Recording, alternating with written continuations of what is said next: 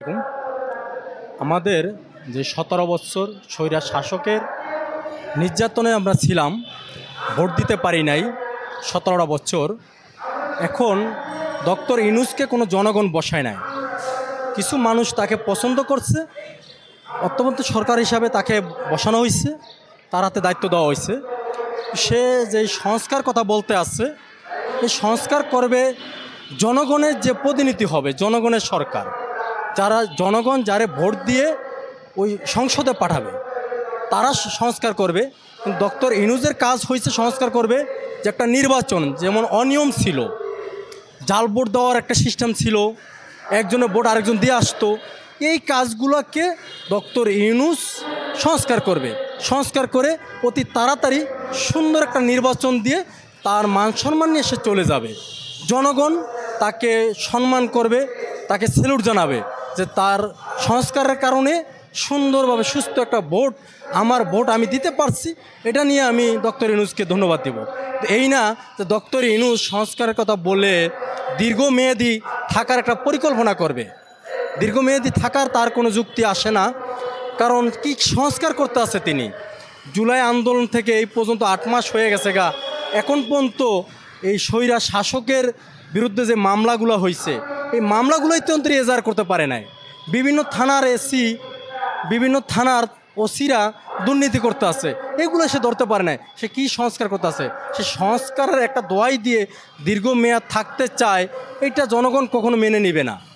জনগণ মেনে নেবে না। জনগণ তার ভোটাধিকার হরণ করে কেউ দীর্ঘমেয়াদী আবার সেই স্বৈরা শাসকের মতো কেউ একজন শাসক হবে, এটা জনগণ কখনো মানবে না। আমরা চাই অতি তাড়াতাড়ি আপনি সম্মান নিয়ে আপনি চলে যাবেন, একটা সুস্থ সুন্দর নির্বাচন দিয়ে জনগণের সরকারের হাতে তুলে দিয়ে, যে যারা জনগণ ভোট দিয়ে যারে সরকার বানাবে তার হাতে ক্ষমতা হস্তান্তর করে আপনি আপনার সম্মান নিয়ে চলে যান। কারণ এই জুলাই আন্দোলনের অনেক সৈনিক, এদের পাশে কেউ নাই। এই জুলাই ফাউন্ডেশন খুলে যেই তালবাহানা করে লেনদেন করতে আসছে, আবার যারা জুলাই আন্দোলনে ছিল না তারা এখান থেকে ভোগ করতে আছে। অরিজিনালি যারা আন্দোলনে ছিল, যারা গুলি খাইছে, যারা কারা নির্যাতন ভোগ করছে, তাদের পাশে আজও কেউ নাই। বনানী থানার ওসি রাসেল পার মাসে এখনও ৬ লক্ষ টাকা ইনকাম করে, বিভিন্ন জায়গার অবৈধ বিদ্যুতের খাত থেকে, অবৈধ গ্যাসের লাইন থেকে অবৈধভাবে পয়সা উপার্জন করতে আছে একটা ওসি। এই সময় তাহলে ডক্টর ইউনূস কী সংস্কার করতে আছে? বিভিন্ন জায়গায় ঘুষ চলতে আছে, তো ডক্টর ইউনূস কী সংস্কার করতে আছে? সেই সংস্কারের নাম বলে দীর্ঘমেয়াদী থাকার জন্য একটা পরিকল্পনা করতে আছে। তার সাথে আছে স্বরাষ্ট্র উপদেষ্টা, তিনিও সেই ভয়ে কথা বলতে আছেন, কিন্তু তাদের ভিতরে এখন পর্যন্ত দেখা যায় না কোনো সংস্কার করছেন।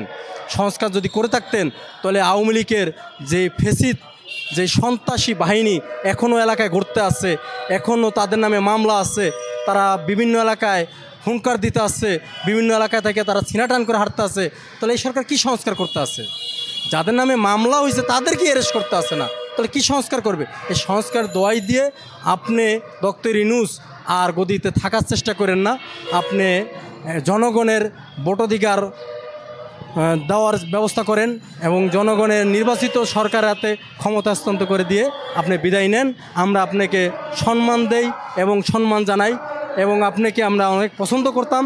আপনি এমন কিছু করেন না যা স্বৈরাচার শেখ হাসিনার মতো আপনাকেও আমরা স্বৈরাচার দিয়ে আবার গণ আন্দোলনে ডাক দিয়ে আমরা আবার রাজপথে নেমে আসবো। আমরা কিন্তু অস্ত্র জমা দিছি, ট্রেনিং জমা দেই নেই।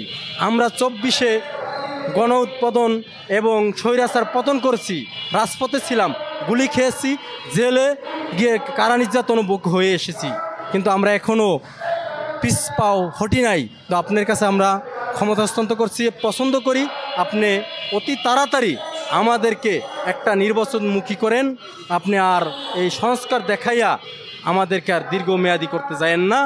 আমরা দীর্ঘমেয়াদী হতে চাই না। আমাদের দেশে ব্যবসা বাণিজ্য সব কিছুই অচল হয়ে যাইতেছে।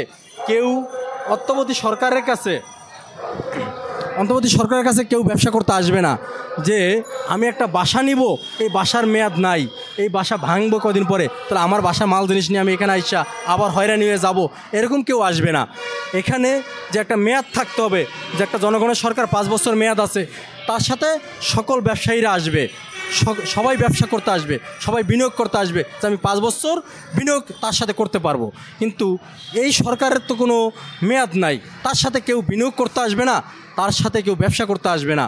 কারণ এই দেশটাকে ধ্বংস করে ফেলাবেন, এই দেশটাকে গড়ে তোলার জন্য জনগণের সরকারের হাতে তুলে দেন, এই দেশটা আবার ঘুরে দাঁড়াক।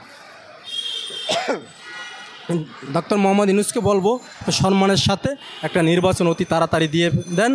জনগণ যারা বলে তারা কিছু সুবিধাবাদী লোক যে তারা নির্বাচন চায় না, এই সরকারের চায়, তারা এখন লুট করে খাইতে পারে, তারা এখন লুটপাট করে বিভিন্ন জায়গা থেকে খাইতে আসছে, তারা এই জন্য নির্বাচন চায় না, এই সরকারকে চায়। কারণ একটা ওসি যদি 6 লক্ষ টাকা ইনকাম করে, সেও চাইব যে এই সরকার থাকুক। এরকম তার অনেক দালাল আছে যে তারা বলে যে এই সরকার থাকুক, নির্বাচন চাই না, নির্বাচন প্রয়োজন না।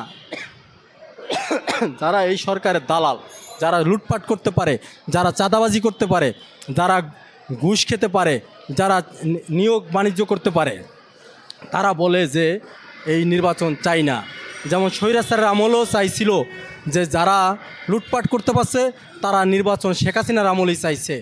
এখন যারা এই নিয়োগ বাণিজ্য, যারা চাঁদাবাজি করতে পারে, যারা লুটপাট করতে পারে, তারা এই নির্বাচন চায় না। যারা দেশকে ভালোবাসে এবং দেশের জনগণ হয়ে কাজ করতে চায়, তারা এই নির্বাচন চায়। এটা হচ্ছে জাতীয়বাদী দল বিএনপি, উনি জনগণের বন্ধু এবং জনগণকে পাশে নিয়ে এই দেশটাকে সোনার মতো গড়তে চায়, এই দেশটাকে সুন্দরভাবে পরিচালনা করতে চায় এবং জনগণের দুঃখ সুখের কথা বারবার তো চেয়ারম্যান তারেক সাহেব বোঝে, এবং তার বাবা এই দেশের প্রধানমন্ত্রী ছিলেন, তার মা এই দেশের প্রধানমন্ত্রী ছিলেন, এবং তার ভিতরে ওই অভিজ্ঞতা আছে জনগণকে কিভাবে নিয়ে এই দেশটা বিশ্বের কাছে উন্নত একটা শীল দেশ গইরা দেখাইতে পারবে, এটা সেই প্রতিভা তারেক রহমানের কাছে আছে এবং তার ভিতরে পাওয়া যায়।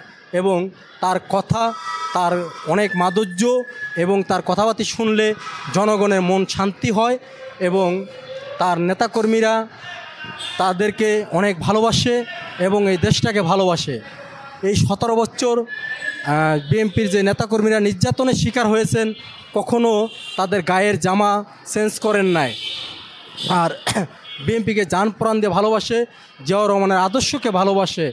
আমরা চাই অতি তাড়াতাড়ি একটা নির্বাচন দেন, অতি তাড়াতাড়ি একটা নির্বাচন দিয়ে আপনি আপনার মান সম্মান নিয়ে চলে যান। জনগণ ভোট দিয়ে তাদের পছন্দ মতো সরকারকে তারা সরকার গঠিত করুক।